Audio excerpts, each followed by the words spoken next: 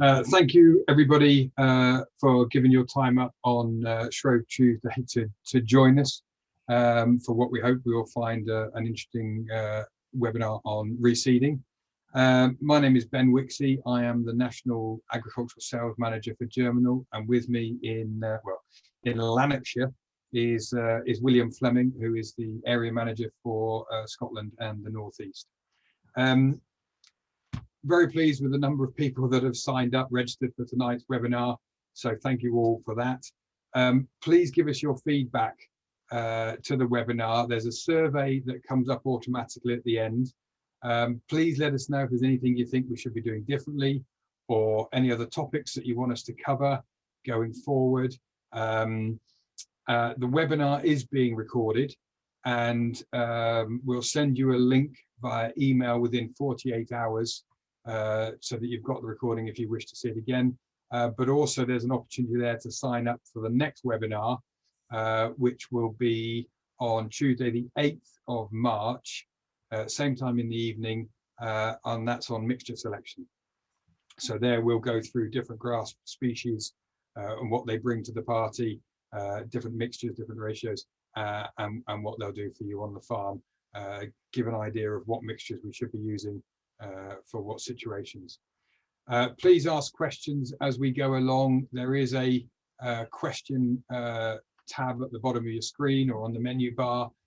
Please type in questions. We will try, there's only William and I here tonight, we'll try and answer those questions as we go along, but if we don't, we'll try and do them at the end. Otherwise we'll put them in an email, like I say, within 48 hours. Before we go any further though, there are such a large number of people signed up for this registrar that I want to just take the opportunity to give a brief introduction to Germinal. I'm sure many of you will know who we are, but just in case you don't, I just want to go through who Germinal are as a business. So we are a 6th generation family firm coming up for 200 years old in 2025. This is actually our Lincoln production site here. There's now another warehouse here and another one going up at the back here. So yeah, coming up for 200 years old. In the 1980s, we formed a partnership with Aberystwyth University, the Institute of Biological and Environmental and Rural Sciences at Aberystwyth, and that's part of the breeding station there.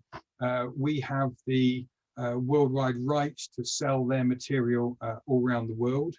They produce or they breed the grass and clover that we sell around the world. We're growing about 4,000 hectares of grass seed in this country that we sell purely in this country. Grasses around the rest of the world are produced in those countries. And in 2018, we started the Germinal Research Station down in Melksham. We wanted to put more science and more facts into grass and grassland management. A lot of work was done in the 70s and 80s, but hasn't been done since. So we started that to put facts and figures on the innovation that we think we bring to UK agriculture, and we wanted to check what the species and what the ideas we have were bringing as concepts. We then do a lot of work on farm, where we're trialing these ideas and these seed mixtures on farm in farming situations to make sure that they're bringing to you what we believe you need.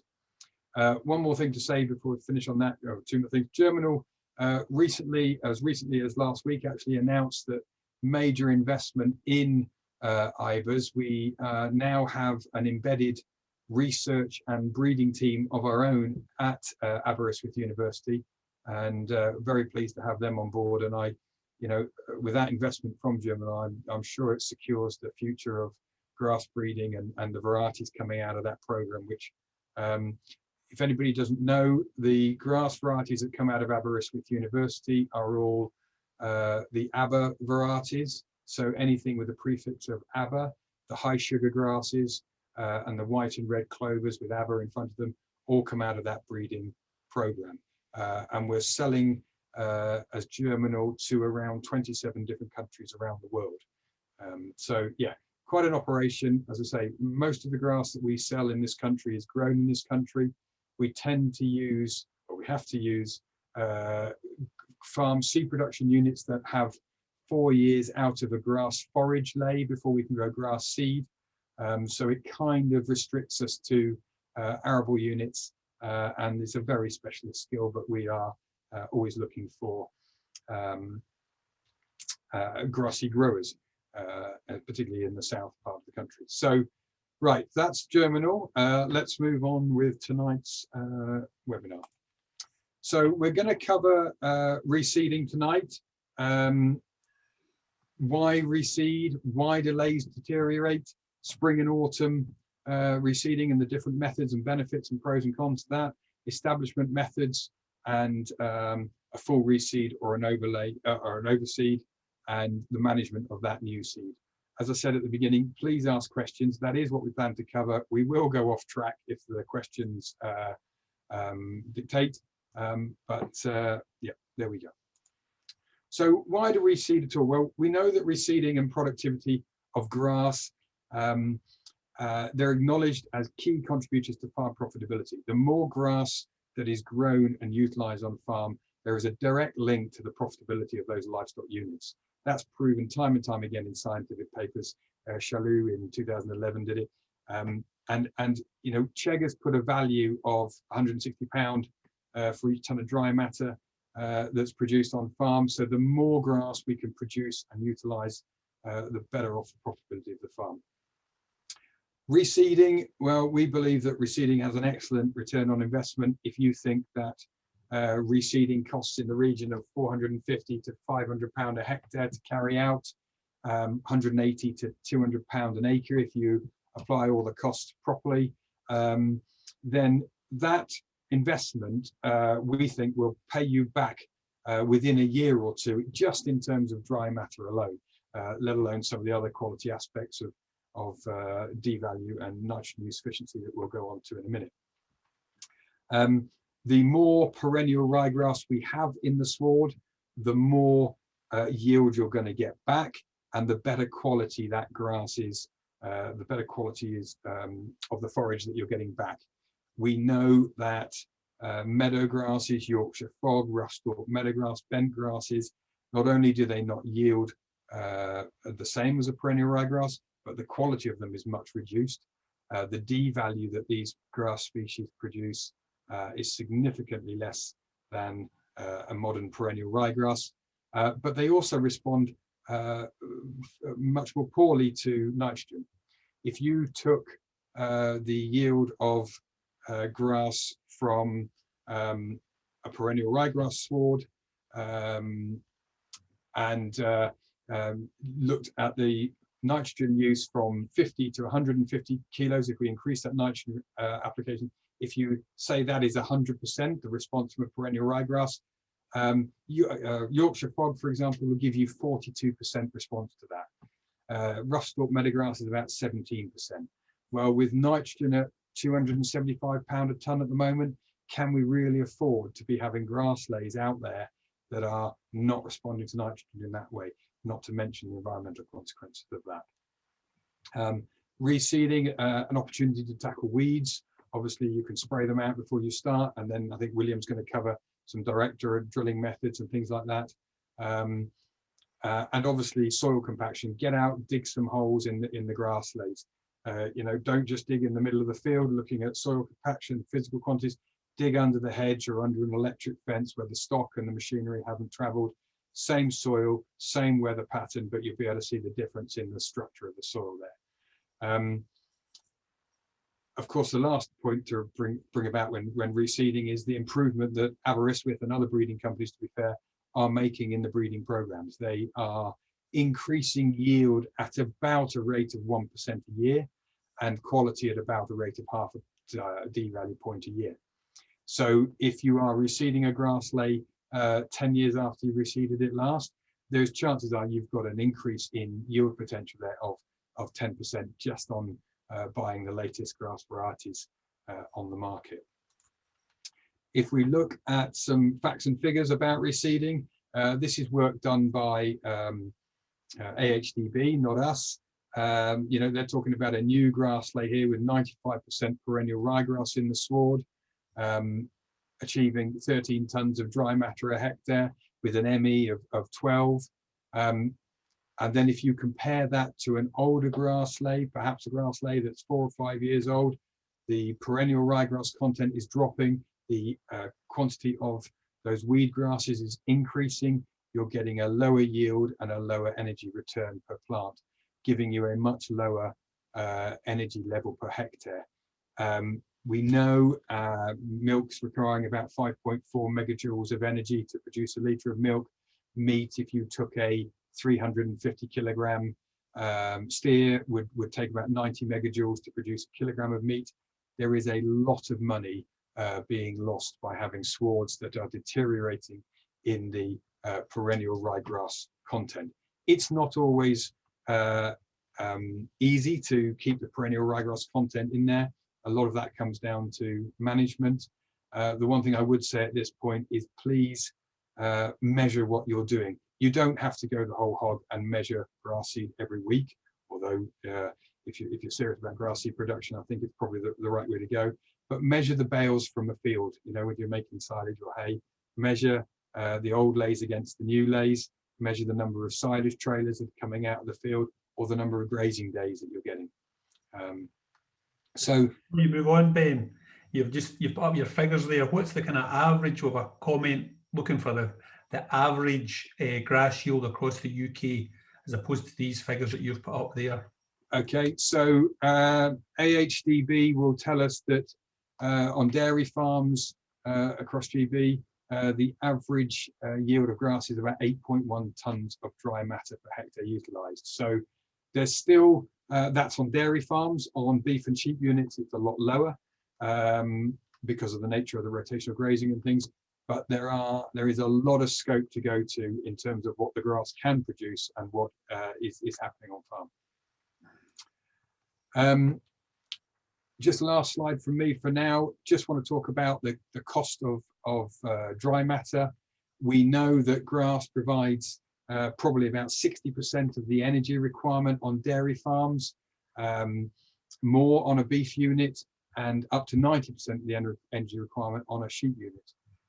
And you know, if you're looking at grass lays that are deteriorating in their perennial ryegrass content, then the cost of that kilogram of dry matter is going up all the time.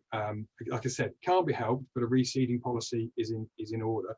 But if you look at that 2.5 pence of pence per kilogram of dry matter, doesn't sound an awful lot, but when you multiply it over the course of the year by how much grass the animals are eating, it adds up to a large amount of money. Right, I'm going to stop there for now, and William is going to take over. So if we do a bit of IT stuff, I'll stop sharing my screen. Well, I'm sharing here, Ben, there's a question on a red clover ley that's in its 4th year, and wondering about reseeding it and disease, etc. With okay, well, okay, red clover is a phenomenal contributor to homegrown protein and the likes. But you mustn't put red clover after red clover. We must have a break between red clover plantings because of sclerotinia, stem mealworm, things like that. Then the populations build up in the soil and the next crop will be affected. So I'll read the question again and cover it if I've missed any parts on that. But you must have a break of at least 6 to 7 years between red clover swards on rotation. It is one thing that the breeding program is trying very hard to conquer, is the disease, the resistance to these pests. So there you go, William. Right, okay. Thanks, Ben, for that just now. We've seen Ben's discussed the benefits of a new sown ley in terms of the amount of grass you can get there. And I think it's maybe pertinent at this point just to mention the fact that if you're not currently measuring grass either by a plate meter or a sword stick, it may be worthwhile to log on to the GrassCheck GB website, and you can find the farm that's closest to your location, and that'll give you an idea of grass growth, grass quality throughout the season, for a point of reference for going forward. But now we'll move on to think about why leys deteriorate and some of the causes of them and some of the remedial actions that can be taken to try and improve them as we go on. Soil fertility and soil structure are key. Everything starts with our soils, and I'll spend a wee bit of time over the next few slides discussing that and discussing why soil structure and soil pHs, etc., are so important. But overgrazing and undergrazing are also part of the management issues that can create the need for a reseed. Now, overgrazing is where a plant isn't allowed the time to rest and recover and grow back to that 2.5 to 3 true leaves before being grazed the next time, stocked with a high pressure of livestock per hectare on those fields. And eventually what happens over a protracted period of time is that this weakens the plant and can eventually cause it to die out. Now, undergrazing affects the sward as you've got a lot of material there and light doesn't get down to the new tillers that are coming at the bottom, and as the dead material, the first leaf that's produced dies back, because a grass plant can only support 3 true leaves at any time, and as that leaf starts to die back, it deteriorates, it causes an acidic layer, it creates a bad smell, and therefore stock won't go in and eat it. So you're again creating an acidic microenvironment down near the soil, which is unpalatable and restricts the growth of some of the new leaves that are coming on. Poaching and compaction can also cause some of the deterioration, and we're going to look at those more closely just in the next couple of slides as well. Excessive use of slurry. Well, slurry used to be classed as a waste on a lot of farms, but we now understand the benefits of slurry and the benefits it can bring. If it's managed correctly, 1,000 gallons of a good quality slurry is equivalent of a 50 kilo bag of a 5,530 NPK fertilizer. But excessive use of slurry on grass leys, be that silage or be that grazing leys, what happens if you put on too much per acre or per hectare is that it smothers those young tillers and burns them out, and they start to rot back, and eventually you open up your sward by this dieback, and what happens is that you have natural grasses coming in, annual meadow grasses or broadleaf weeds coming along, and that can cause problems. But used correctly, slurry is an excellent source of nutrients for your grass crop. Poor drainage. Well, we all know that lying water will eventually kill anything that's lying there, but once it does dry out, what grows back is your natural grasses, your annual meadow grasses, etc., and also some of your broadleaf weeds. Now, we all know that drainage isn't cheap, but it's cheaper than buying land, and it's a worthwhile investment to nip any potential problems or any small problems that you see in the bud early before you end up into a major capital expense. The infrastructure, there'll be a little bit I'm going to talk on in the next slide about the infrastructure as well, and getting multiple points to get into a field and get back out of it again. A lot of these are management issues, but one of the most basic management issues is selecting grasses that are inappropriate for what you're trying to do. There's no point in selecting Italian ryegrasses or Westerwolds if you're looking for a 7, 8, 9 year mix. And it's about looking to match what you on the farm are doing with what you've got available in terms of from your merchants, and discussing it with your merchant in terms of you're looking for a 5, 6, 7 year lay. You want to be using it for intensive grazing, so you're looking for a high diploid content and to match that requirement, rather than a short-term lay where you're looking for things like Italian ryegrasses, etc. And these things will be covered in more detail in the next webinar that Ben was mentioning earlier on. William, can I just interrupt you there with a question? With understocking and the grass not being utilised properly, is regular topping a good solution? If it can be, if it's done correctly, and when I say correctly, you're looking to reset the sward.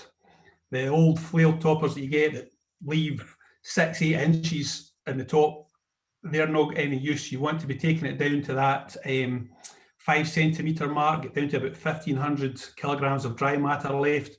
And either remove that material that you've topped or put stock on it, dry stock, etc. on it to try and graze that up and eat it before to allow the fresh growth to come away again.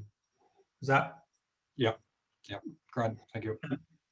The last thing on this slide is about the climate and soil type are intrinsically linked. The soil type that we have on our farms is what we've got, and the climate's what we've got, but it's learning how to manage it and how to utilise the grass that you can grow to the best of your advantage, given the circumstances that you have. And we'll cover a wee bit about that just in a minute or two. On the left here, you've got a field that's been spread with slurry. You can see the tracks going into it, and it's also the main gate in and out, because you can see some livestock poaching at that gate. Now, what grows back in these poached areas is your annual weeds, your annual meadow grasses, your broadleaf weeds, etc. And in some circumstances, even chickweed can come back into these areas. And for our grazing infrastructure, we'll see in the right-hand slide there, that's been the main gate in and out of this paddock. But if you're going to utilise grass to its best advantage, grazing infrastructure is of paramount importance to allow you to get that utilisation and the most from your swards. You're looking to get multiple entrance and exit points, tracks to allow you to get access to some of the further away fields without travelling through grass fields and wasting them to get to the next paddock that you're going to, and multiple points where you've got access to water. And some really well set up circumstances, we've seen fields where in wet weather they go in one gate and they come out another gate in the same day, and that's reducing the traffic over the land and reducing the chances of compaction and the damage that you see there, which then needs remedial action of some form at some stage. And one of the things that we've discovered, and it's not talked about and hasn't been talked a lot about in grassland, is compaction from machinery. And there was some trial work done at SRUC, and I think there was also some work done, similar work done down at Harper. And it showed that there could be yield losses from machinery compaction, taking a cut of silage on a new ley.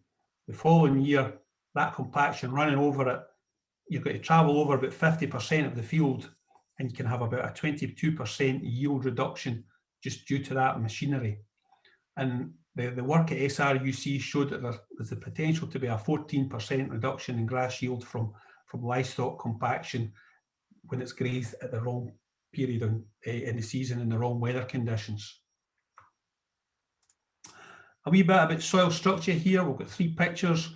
The one on the left is a lovely friable soil there with nice aggregates down through it, and that's what you're looking to see in your grassland soils. And just a quick point there, it's important to know how to go and dig a hole. We all know how to dig a hole, but to dig a hole to allow you to assess soil structure, you need to do it on three sides. And the side opposite, the bit that you have left, that's where you go down and then flip it over. And that way you're not getting a smearing effect from your spade, and it gives you a true representation of the soil structure and the aggregates that you can see there once you've flipped it over. In the middle picture, the top surface or the top inch or so of that soil is in nice, reasonable, friable condition, but they then got bigger aggregates further down. If you see there, just above the person's pinky, the roots that are zigzagging down, that's meaning that there's a compaction issue with large aggregates there, that the root is having to zigzag its way down through to try and get access to moisture, air and nutrients. And in the worst case scenario there on the right hand side, the surface is friable and looks okay, but further down there it looks as if it's potentially an issue with machinery compaction. You've got a solid pan there. It's going to be very difficult to try and rectify without some form of mechanical intervention in that situation. And moving on again to talking about soils, we're looking about the importance of the soil pH. It's something that we go on about all the time, because lime is still the cheapest form of fertilizer on any farm. And historically, we used to talk about, when I was at college years ago, grassland pH of between 5.8 to kind of 6.2. Nowadays, we're looking for most soils, apart from peaty soils, we're aiming for kind of 6.2 to 6.5 pH range, because that's the, for want of a better expression, the sweet spot for where all your macronutrients are at their most available. It's worth saying though that if you've got pHs down at 5.8, a grass reseed won't fail there, but you're not in that optimum zone for nutrient release to get your new reseed going and get it established with the optimum chances, and reducing your, it won't be as vigorous going away, and that will lead to more issues with potentially weeds coming into the sward there, your new sward. And another thing to remember is that once you get below kind of 5.5 there, you can see how the availability of the nitrogen, for example, in the top falls away very rapidly. So 50% of the nitrogen fertilizer that you apply can be lost because the pH is incorrect. So it's worth remembering to get those soils checked for your pHs and your P&K indices, and trying to maintain them within that optimum range. It makes whatever fertilizer you're applying far more efficient and gives a better return on the investment that you're making in that fertilizer. And one last point before I move on from here is that the difference in yield between soils with a pH of 5.3 and a pH of 6.3 is 1 tonne of dry matter per hectare, and that's worth about £160. So it can come up to some substantial amounts of money for thinking about getting the pHs right to begin with before you start even thinking about anything else. And some of the most up-to-date figures that we've had that finished in May 2020 suggested that 16% of grassland soil samples had a pH of less than 5.5. So there's an easy win straight away to improving your soils and your productivity is getting that pH correct. One of the debates that always crops up is whether it to be a spring or an autumn reseed. Excuse me. Personally, I don't really have any preference. The important thing is to start with a plan, and start with a plan in plenty of time. And by plenty of time, I mean at least 6 months in advance of what you're thinking about, so that you have time to get those soil samples done, get out with a spade, examine soil structure, and think about any remedial action that are needed to that soil before you then move on and do the action of the actual reseed. We'll start with a spring reseed. Regardless of when you're reseeding, the weather has a big impact on how successful it will be. But generally speaking, with a spring reseed, weather conditions are more favourable. There's still moisture there. The soil is heating up. The air temperatures are heating up. So you've got more opportunity to get those young seedlings established, day lengths longering, so you're getting more opportunities for photosynthesis to build the root mass and build the energy in the roots and get a stronger plant. And it's also easier to control your weeds because you've got a longer period of time over the summer months to deal with any of your broadleaf weeds or perennial weeds that may crop up in that seedling stage. And annual weeds, usually they will die back, but if you get it done in the spring, you'll have the opportunity to get in there and have a graze at that sward, which we'll talk about later at the end in terms of management, to get rid of those annual weeds and allow the plant to tiller out and fill up, ready to go for the following season once you're there. We've got down here that there's an opportunity for a break crop. Now, one of the major challenges is that there's no chemical control for leather jackets now. So a grass to grass reseed, that's one of the biggest threats and challenges to successful establishment, is leather jackets and leather jacket damage to your young grassland plant. So the suggestion here would be to sow a brassica in late summer, July, beginning of August, to be grazed over the course of the early autumn and into winter. That's giving you 2 chances to control any weeds that are there, and it's also breaking the pest cycle because the crane flies don't like laying their eggs in a brassica crop, and they're less likely to do that than they are in a grass crop. We've got down here that we've got a lower yield potential. Well, that speaks for itself. You're taking away a sward that's there. You're putting in a seed. You're expecting it to grow, germinate, and build the energy and build its strength and build that root mass to continue to get it producing at its best. And normally, when you get into the second year after that reseed, the benefits is at least a 25% increase in yield from the old sward that was there beforehand. We've got, talking about the soil being tender to travel, that's something we'll talk about when we're talking about the ploughing method of reseeding. But if you do have a plough reseed, it can take time and does take time for the soil to settle back down to its normal carrying capacity. And this is where care is needed to manage the new ley and watch weather conditions. A little bit of short-term inconvenience in terms of putting stock on and off of that new ley will lead to long-term benefits from the investment in that new grass that you've sown. Moving on, an autumn reseed. By an autumn reseed, we mean any time from the end of July, early August onwards, and the cut-off period for that will depend whereabouts in the country you are, how high above sea level you are. And for example, I'm up here in central Scotland. My cut-off point for an autumn reseed is going to be at least a fortnight earlier than Ben's down in Shropshire, where it's further south and a warmer climate. So it's all about knowing the local conditions and what's going to be suitable in terms of getting that autumn reseed in to be successful.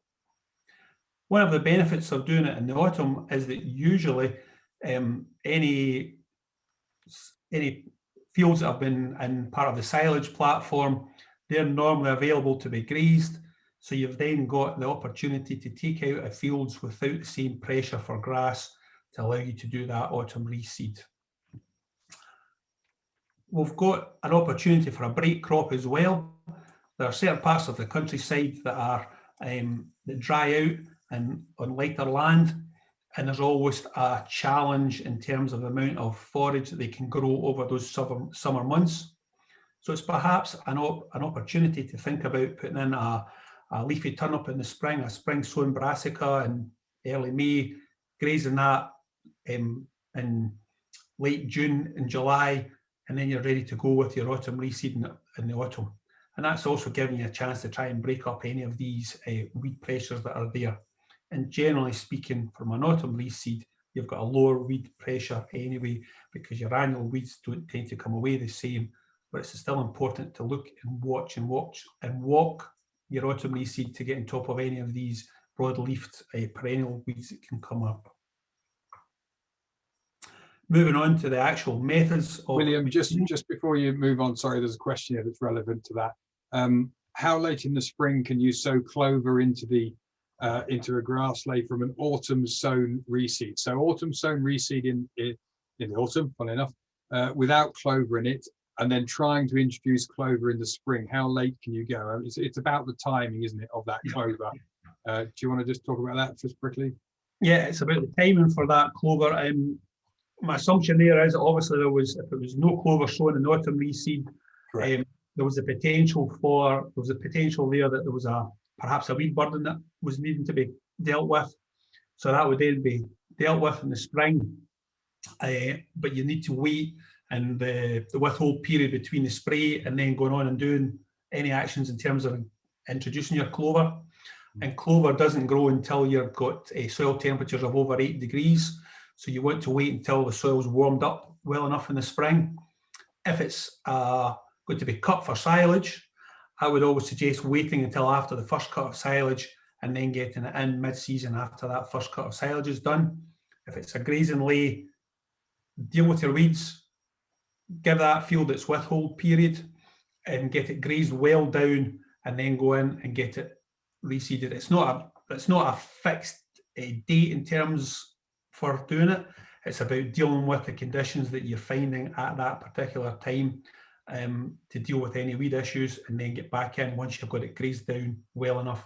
And by grazed down well enough, I'd mean down to the 4 centimetres, 1,500 kgs of dry matter before you introduce and sow your clover. Does that cover that, Ben? Yeah. One question I'll cover here is what's your latest planting in the autumn? I know you spoke about it at all, but for us down here in the Midlands, For a grass and clover mixture, I would suggest the latest serum period is for grass and clover, middle of September. Anything later than that, and you run the risk of having poor establishment of the seeds. You have fewer plants going through the winter. It comes out the other end very thin. Weed populations tend to be higher, and the knock-on effect of that is dramatic. Even the second week of September is late enough. You know, there'll be people shouting that that's too late for clover. The clover plant needs to go dormant to get through that first winter. So, you know, that's white clover I'm talking about. Red clover, we would say 20th of August is the latest to drill that. Okay.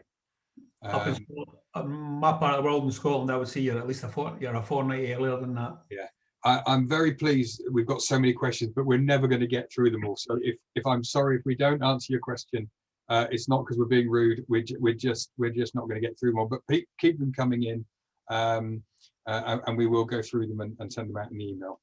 William. Right. Okay. Moving on to the actual methods of establishing a new grassland, a new grass ley.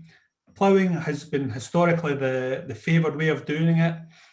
You're looking to completely destroy that old sward and bury any trash that's there. It gives you that opportunity to get farmyard manure on and get it buried as well. So you're destroying that old sward, and as that old sward, once it's turned over, rots down, it's releasing nutrients back into the soil profile to try and aid that establishment of your new sward as well.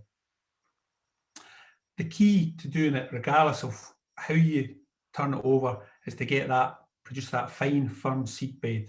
That's something that all of us, Ben, myself, and our other two colleagues within the team, we will preach that all the time. We've got to get a fine, firm seed bed.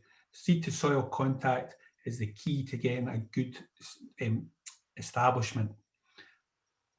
One of the downsides to ploughing, though, apart from the cost, is that the fact that you're running the risk of bringing back up buried weed seeds from further down the soil profile. And remember, dock seeds can lie dormant in the soil for over 50 years. All they're waiting on is the right conditions to allow them to germinate. And those right conditions are moisture, heat, and light. So if you bring them back up, there's a potential that they can come away as well. The other thing to think about, and it's something that's becoming more and more prevalent as we learn more, is the damage that ploughing does to the soil biology. Every time you turn over a field and plough it, you halve the worm count and reduce that. And worms are the top of the food chain within your soil microbiology. So if you're damaging that, you're reducing the microflora, the microbiology within your soil, and that can have an impact through time if it's too much ploughing's been done. Although I'll qualify that and say there are some circumstances where ploughing can still be the best option. If you've got some of those pans that we've talked about earlier, a plough still at times can be the best way to rectify these soil structure issues and allow you to produce the fine firm seed bed that we're looking for. Minimum tillage. There are lots of different min-till drills on the market. We've just got a picture of one here. And it's not the drill that's the important part for a min-till operation in establishing a grass reseed. The success of it, is the operations that are done before the seeding. So you really have to break down any thatch that's there or any trash that's on the surface. You need to remember you have to try and create this fine, firm seed bed. But it's the operations that you do before you drill it that are the most important in terms of breaking it down and allowing you to get that fine, firm seed bed that we're looking for to get good seed to soil contact. I mean, min-till situations can work really well on stony, shallow soils where nobody likes going and lifting stones. I certainly don't like doing it myself nowadays. So it has a place and is worthwhile using at certain times. Now, there was a comment in one of the questions there earlier about reseeding permanent pasture without ploughing or spraying off. Minimum tillage here is a potential way to actually to cover that. And the next thing that we're thinking about is also direct drilling. The comment and the question was to do it without spraying. Direct drilling, the only way to be successful in doing it without spraying it off is to make sure you get it eaten right down. I mean, down to 4 centimetres, and keep it there until you see the new seedlings coming away, and then remove the stalk and wait till it passes the pull test, which we'll talk about later, before you go ahead and do it. But we'll go back to doing it, direct drilling, thinking about perhaps spraying it as well. On rotationally grazed situations, this can be an excellent way of renewing old pastures. It's cheaper than the plough, and it's quicker than the plough as well.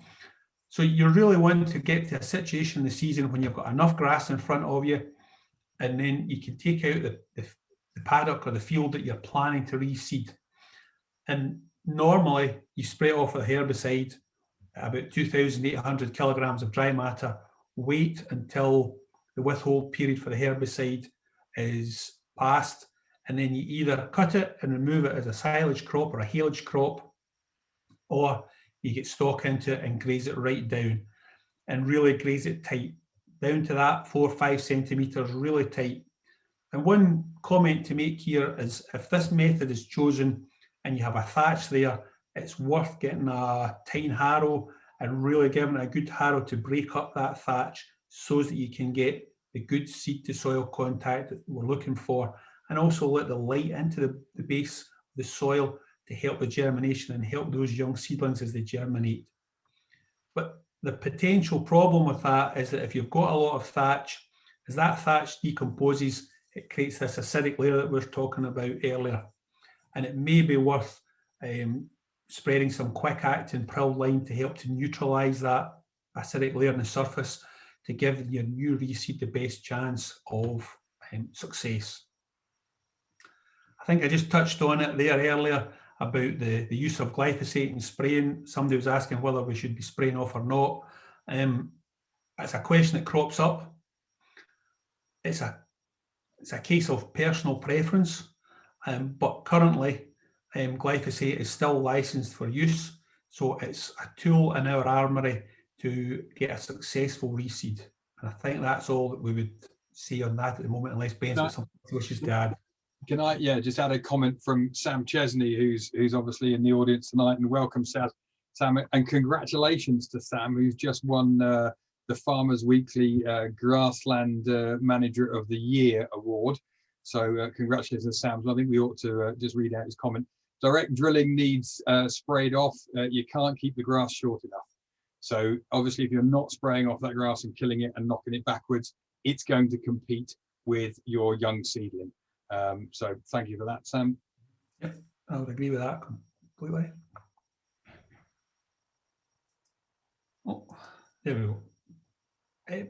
One of the methods that has largely fallen out of favour, particularly in my part of the world, is undersowing a spring cereal and using the spring cereal as a nurse crop and to establish your new grass ley.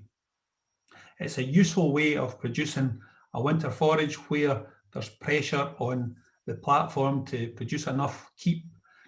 But the important thing is it's the new grass ley that you're trying to establish.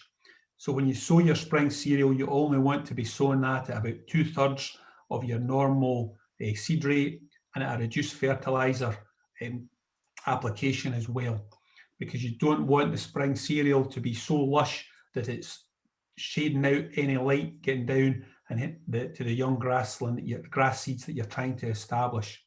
The important thing is the grass ley. You won't remember fantastic whole crop silage that you made with fantastic starch levels and great dry matters if you don't have the quality of ley that you were aiming to try and establish going forward. Just a quick slide here about different cultivation techniques. This was done from Crichton and all in 2012 in Cheggers in Southern Ireland, and it just shows and highlights the fact that there's very little difference in the yield of grass in the season following establishment across the different methods there. And you see the field on the left, it's not been reseeded. Well, 10 tonnes of dry matter, that's doing better than the average that Ben was talking about earlier of 8.1 tonnes.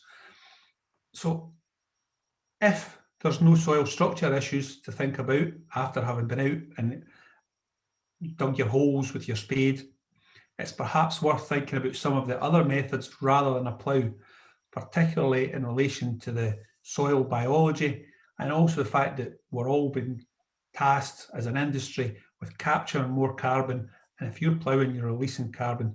So it's an important consideration to think about going forward. Do you have soil structure issues? Know what's going to be the best and most economic way of establishing that new grass ley. So I think that's all at the moment I've got, and we'll hand over to Ben to talk about overseeding. Right, thank you. There's a lot of questions coming in about overseeding. John, you've just asked a question that says organic question mark. I assume you're talking about an organic farmer. How do you overseed? Do you slot seed or direct drill into a grass ley if you're an organic farmer and can't burn it off? If that is what you're asking, then obviously it's about selecting the right type of grass mixture that you're going to slot into, because if you've got a very old feggy sward that's very thick, like the one in the bottom of the picture there, then the chances of it working are so slim.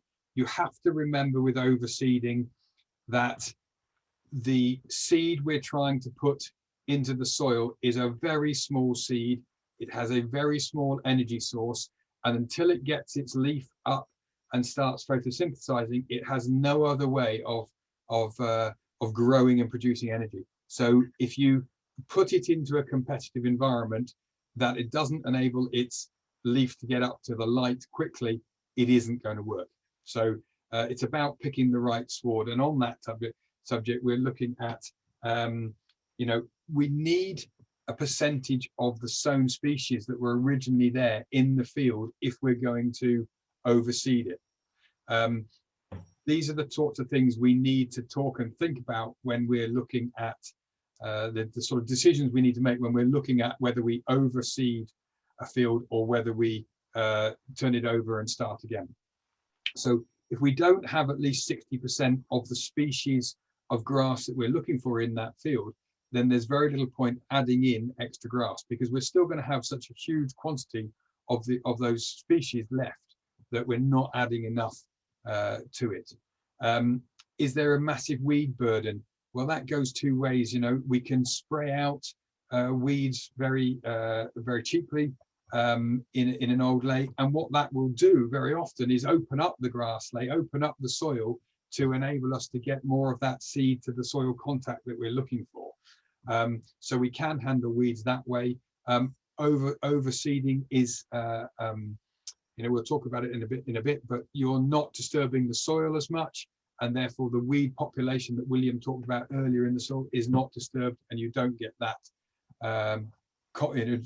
flush of weeds coming through. Clover content, again, I think we'd say, if you had less than 10% clover in the sward, then in terms of controlling weeds and one thing or another, forget the clover content and add it in later when we're doing the top-up overseeding. And as Sam was mentioning earlier, the height of the sward is so important in this method, because if, as I was talking about just a minute ago, if you don't have the sward grazed down or mown down tight before you enter the new grass seed, your seedling has very little chance of competing and establishing. Williams covered the thatch, which can be obviously an issue in overseeding.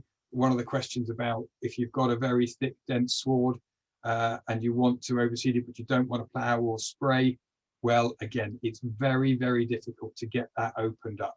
You've got to get on your harrows and rip it as much as you can. Rip it till you think you've completely, completely ruined the grass ley, so that you've got plenty of soil exposed, and give the seed every chance. Make sure your P's and K's are right. Make sure the pH is right. Make sure the zinc and other levels are right. Things that aid establishment, and you only go into that sward at that point. If it's not there, I'm sorry, but we think you're wasting your money. Ground cover, we're talking about there, below 75%. And check for pests, as William's saying. If you've got a high pest population in the soil because it's an old sward, then you, if a pest, leather jacket, fruit fly, wireworm, whatever it is, if it eats one tiller, or it lives in a tiller on the fruit fly on on the grass plant and it destroys that one tiller. If it's an established plant with 10 or 15 tillers and 10 or 15 root networks below the ground, it isn't going to affect that plant too much. But if that pest eats one of the root networks of a young seedling plant, then it's pretty much the end of that seedling. So there's lots of things to check about for that, and you need to make these decisions on whether you overseed or start again. I'm going to do a Chris Whitty now, and next slide, please, William. Okay, so just quickly want to go through the pros and cons of overseeding. Obviously, the pros of overseeding against a full reseed is the cost. It's a lot cheaper. It's a lot quicker operation. There's a lot less horsepower involved. There is a shorter time between seeding and time out of production. But as William said, please make sure when you overseed that you give it the same amount of time as you would if it was a full reseed. The ground will be able to take the stock, that you'll be able to travel with the stock more. So the temptation is to get in there quicker and graze. If the grass seedling plants that have established don't cope with the pull test, then please don't go in and graze it, because you just simply undo all the work you've done of getting that seed established in that competitive environment.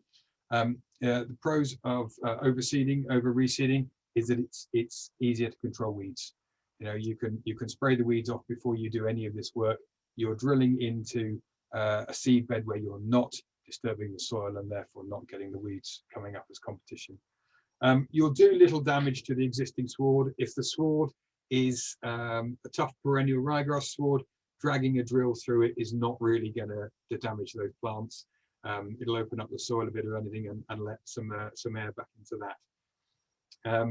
You're obviously introducing new varieties. We spoke at the very beginning about the increase in productivity of those new varieties, and it is an excellent way of introducing clover. The one thing I would say about clover, we've talked about timings. I would not drill clover. I would put clover on the surface. There are plenty of people that will get away with drilling it if the conditions are right, fine. But clover is such a small seed with such a small energy reserve that placing it on the surface and pushing it down tight is a better method to me to get it established. There might be opportunity here to think about pelleted clover, where we're looking at putting inoculum and calcium in with the seed. So it's got its own little microclimate where it's establishing. Work in Ireland showed that there's better establishment success from using pelleted seed than conventional seed, but it is horses for courses. Okay, William.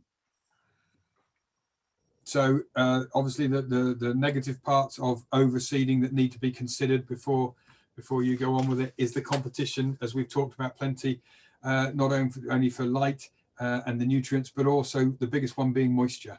I'm convinced that the majority of overseeds fail because of, or the ones that do fail, I'm sure the majority of those fail because of lack of moisture. We have no end of people talk to us about overseeding, and they'll say, yeah, they've got it nailed, they know what to do, they know the equipment, they know the conditions, they'll do exactly the same the following year and get a completely different result. And I'm convinced it's about moisture, and that is where the existing plant is too strong to take away the moisture from that establishing plant, the plant that's trying to establish. Again, we've covered weeds quite a lot. The thatch we've covered quite a lot. Failure, I'm afraid the success rate of overseeding is not as good as reseeding from scratch. You've still got those poorer, older varieties in the sward. Now, requires a larger seeded variety. That's interesting. Obviously, as I was talking about, the energy level of a seed is in the alpha amylase, in the starch, in the seed. So if we use bigger seeds, they have a quicker strike rate. So tetraploids would ideally be a better grass variety or ploidy to sow than diploids into an overseeding situation, because they have a bigger seed and they have a quicker strike rate. However, tetraploid plants tend to be more upright in their growth and more open in their ground cover. So maybe they're not right for the management that you're then going to subject that grass lay to.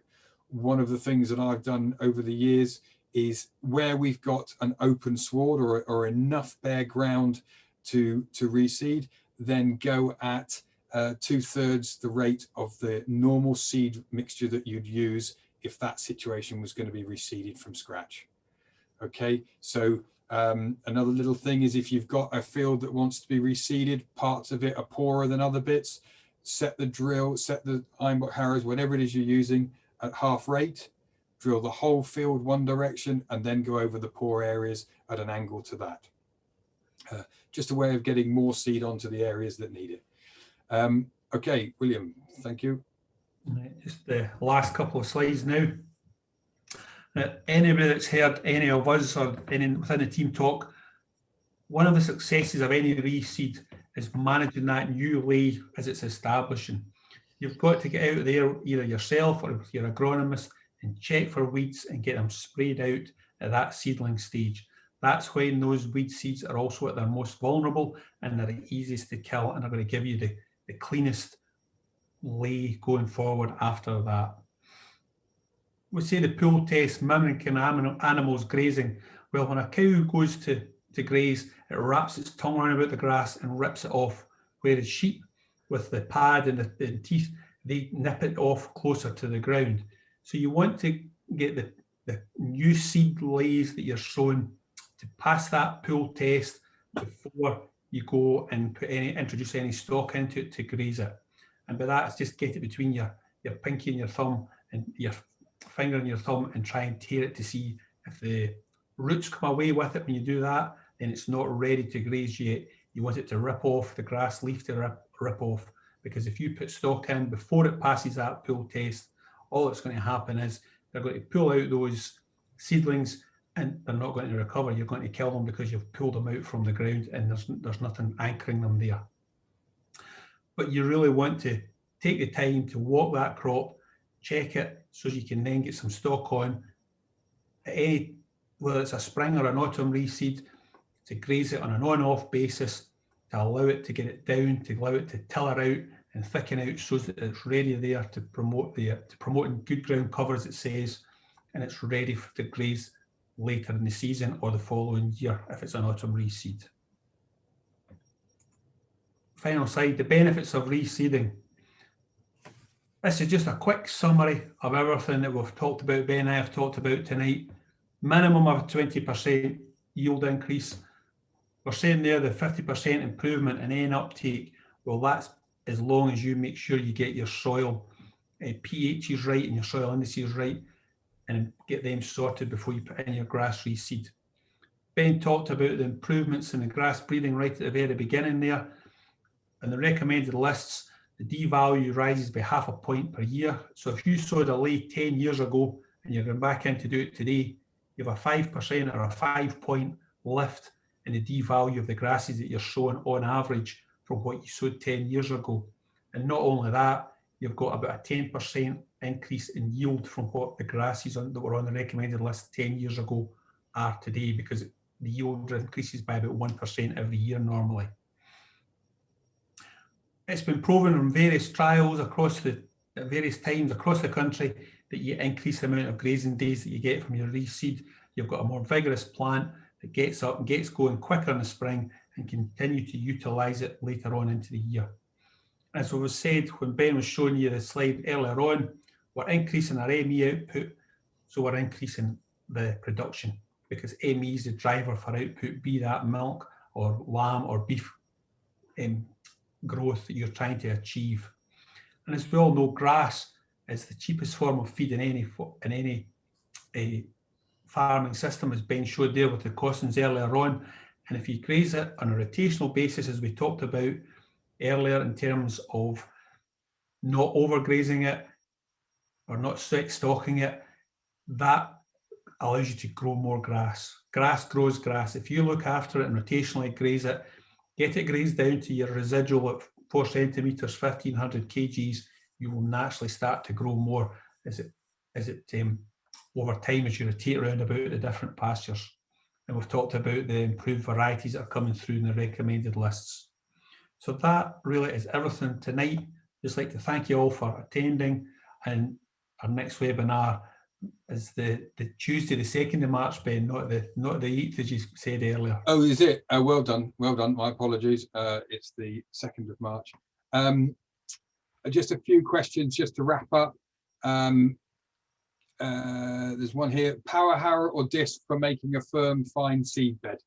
The answer to that would be whatever bit of machinery does the best job in the conditions that you've got. It's not about that method of cultivation.